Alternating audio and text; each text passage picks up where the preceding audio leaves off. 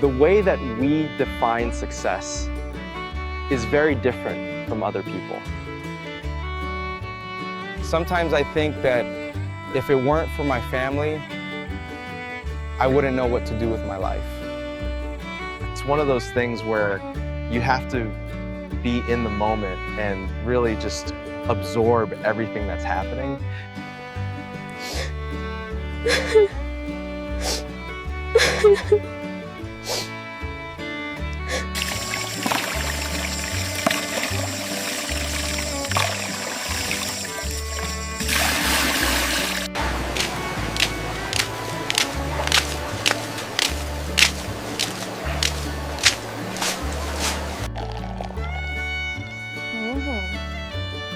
So then I told her, you can't just assume things like that. We've been hiking for hours. Are we lost? I don't think so. The trail should be just ahead.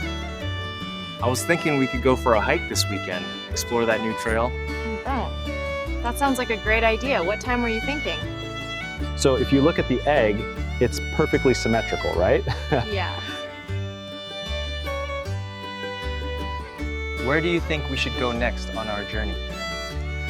Perhaps we should visit the ancient temple in the mountains. What a beautiful day for a walk. It really is. And look at this friendly chicken.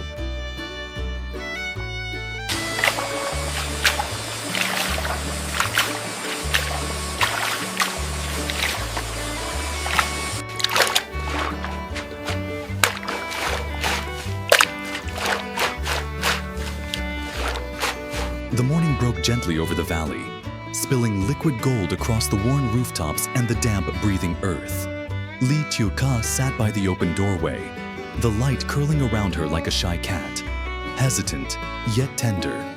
In her arms, her small son gurgled with delight as she lifted the spoon of warm porridge to his lips. The steam rose in pale ribbons, mingling with the faint scent of boiled rice and the sweetness of his laughter.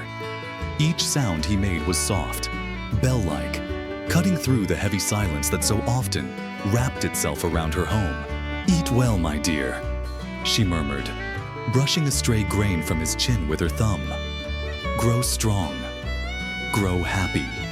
The words were simple, but they carried the weight of every sleepless night, every sacrifice stitched into her bones. When he smiled, porridge clinging to his lips like sunlight caught on dew, her heart clenched in that familiar ache of love and fear tangled into one. Outside, the world was already alive. Chickens clucked and strutted through the dust, their feathers catching fire in the light. Ducks splashed in the shallow stream, sending ripples across the glassy surface like laughter breaking silence. The trees swayed lazily, their leaves whispering secrets only the wind could hear. The house, though small, seemed to hum with the breath of life, a fragile, stubborn defiance against the emptiness of the hills. A knock came, sharp but familiar. She rose, setting the child carefully in his cradle, and opened the door to find Hung standing there, sunlight crowning his shoulders like a halo made of fire. He smiled, a tilt of his lips that softened the sharp lines of his face.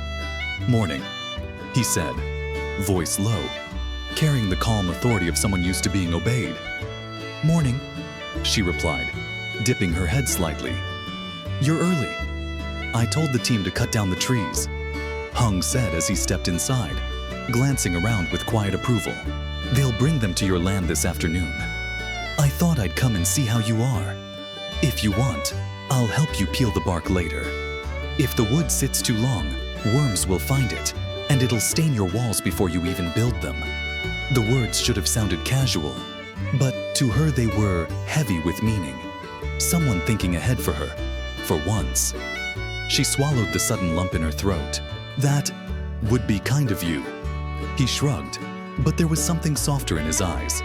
"Have you eaten?" "Yes. And you?" He waved the question away. "Not yet. I thought maybe I'd work first." His gaze shifted past her, catching on the flutter of feathers in the yard. "Are there eggs to collect? I saw the hens earlier. They've been busy." Yes, she said, almost laughing. Too busy. There are nests everywhere. I was about to go gather them. Then I'll help, Hung said simply. And before she could protest, he was already stepping outside, the air stirring with his movement like the house itself exhaled. They moved through the yard side by side, the sun now climbing, its heat pressing gently against their backs. The hens scattered indignantly as they approached, clucking their disapproval.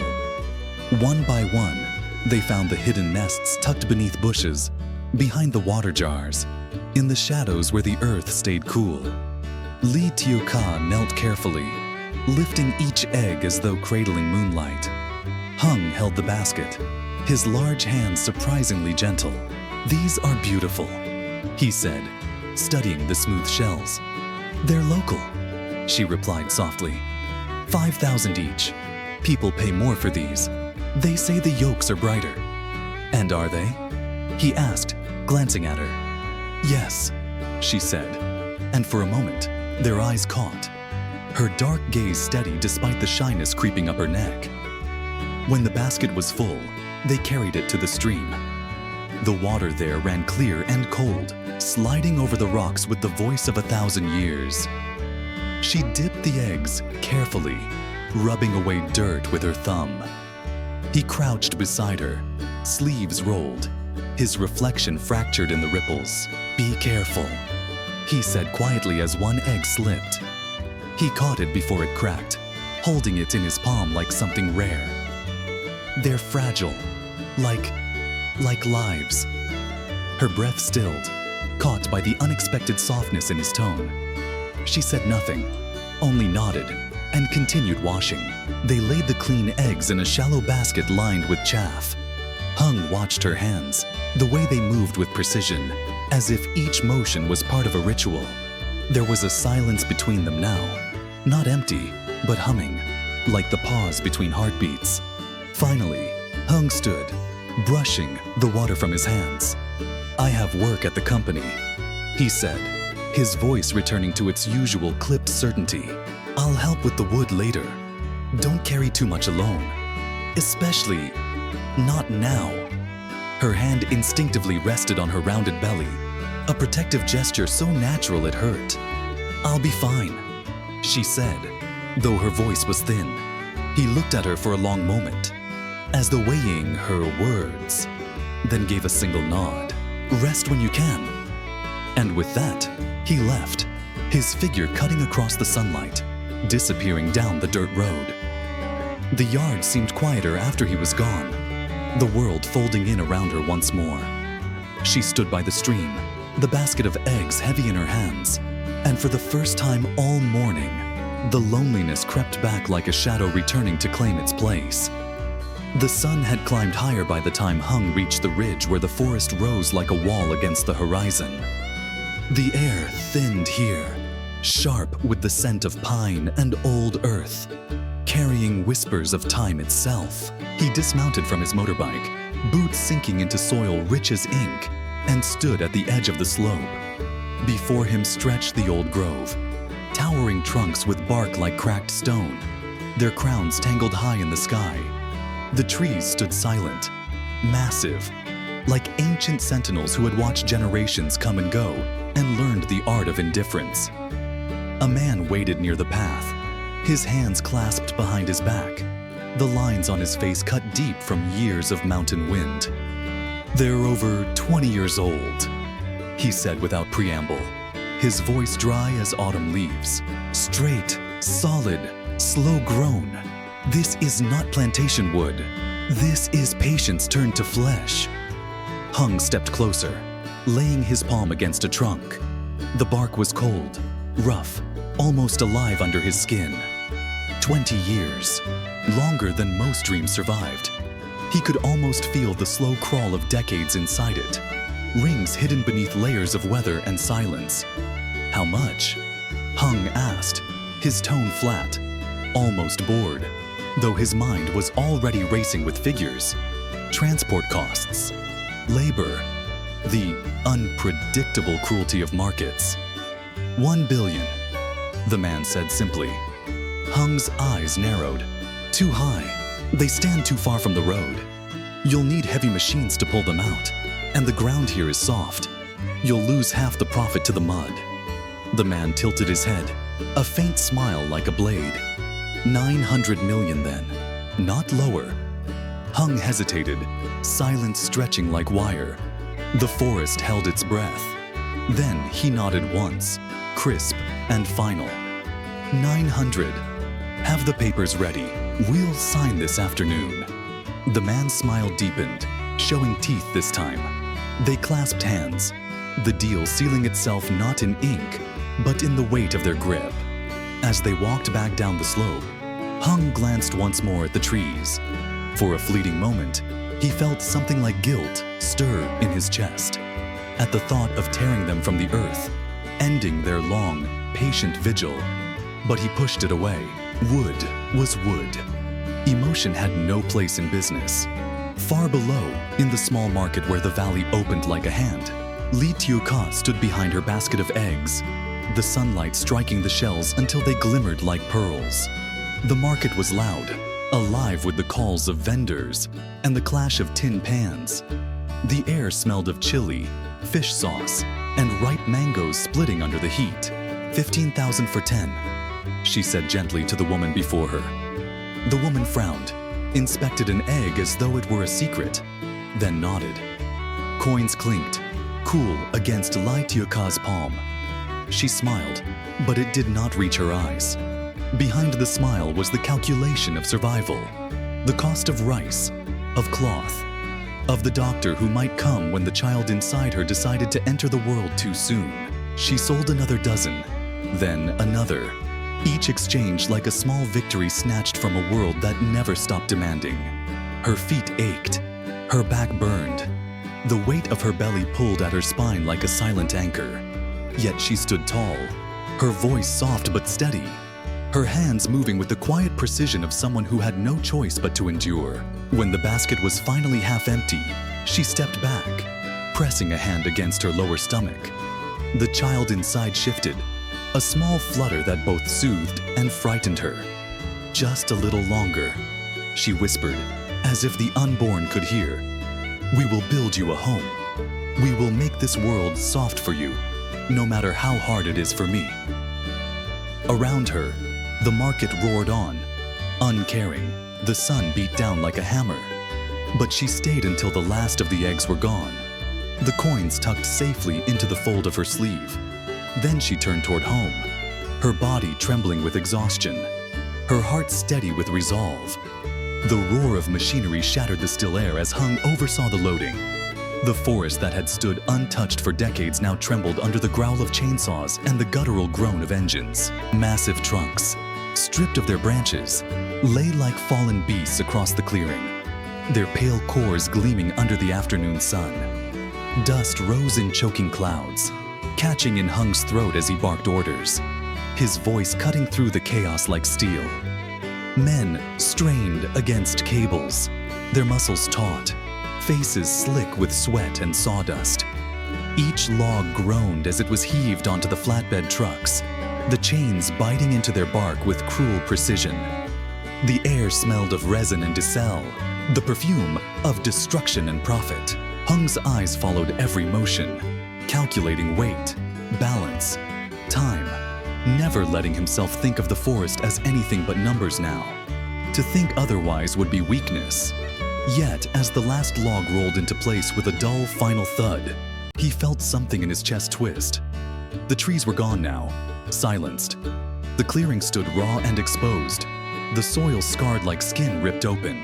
The wind passed through, hollow and thin, whispering mournfully through the ragged stumps. Hung forced himself to look away, wiping his hands on his trousers. There was work to do, money to be made. Far away, the sun scorched the valley floor where Tieu Ca labored alone. The yard shimmered in the heat, the air bending like molten glass. She had returned from the market with just enough coins to buy nails, rope, and perhaps a little meat for her son. And now she bent to her tasks as if driven by invisible hands. Her arms were streaked with dust, her clothes clinging damp to her back. She lifted planks one by one, dragging them across the yard to stack by the unfinished frame of her house. Each step jarred her spine. Each breath came ragged. Her belly felt heavy, pulling at her like a tide. Yet she did not stop. Could not. Sweat dripped into her eyes. The world blurred and swayed. But when she paused, when her hand pressed instinctively to the swell of her stomach, the child stirred within her. A soft flutter, like a wing brushing her from the inside. That small motion anchored her, even as it reminded her of the fragile line she walked. "I must finish this," she whispered, though there was no one to hear. "Before the rains, before the baby comes." The hammer rose, fell, rose again. Her shadow danced jerky and wild across the half-built wall, flung long by the brutal sun. Hung found her like that, alone against the blaze, her form trembling yet unbroken. He slowed as he approached, the hum of his bike dying into silence. For a moment, he only watched, something hard and unfamiliar tightening behind his ribs. Then he stepped forward. "You've been working since morning," he said gently. She straightened, startled, blinking sweat from her lashes. "Half is done," she murmured, almost proudly, though her voice wavered. "You should rest," he said, setting down the bottle of sugarcane juice he had brought. The condensation beaded on its surface, cold enough to make the air sigh. "Here, drink." She hesitated, then took it, the chill shocking her tongue, sliding down her throat like melted stars. Her hands trembled around the bottle.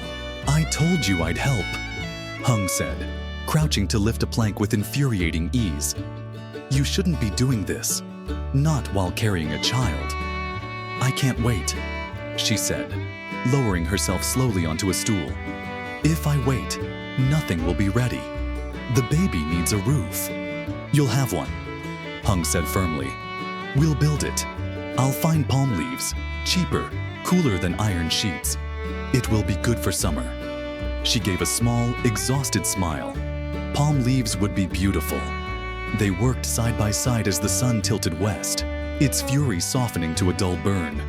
Hung moved with practiced strength, stacking, tying, measuring. She sorted nails, fetched tools, her movements growing slower, smaller. The air thickened, filled with the smell of sawdust and sweat, and the faint sweetness of crushed grass.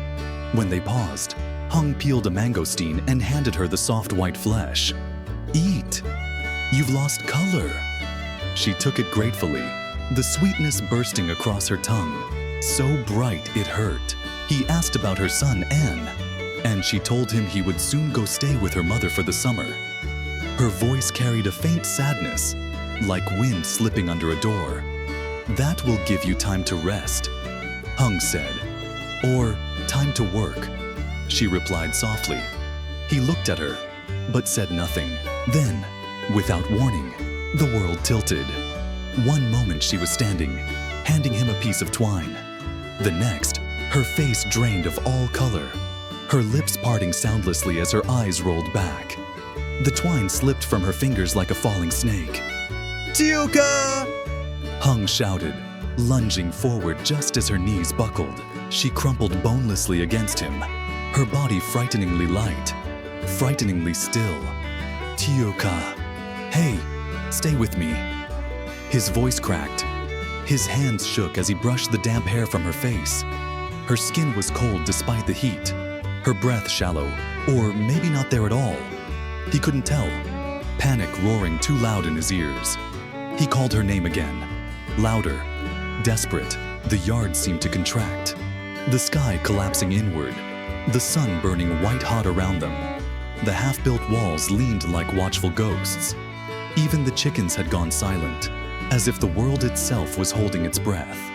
"Don't do this," he whispered, his voice breaking as he pressed trembling fingers against her neck, praying for the flutter of life beneath.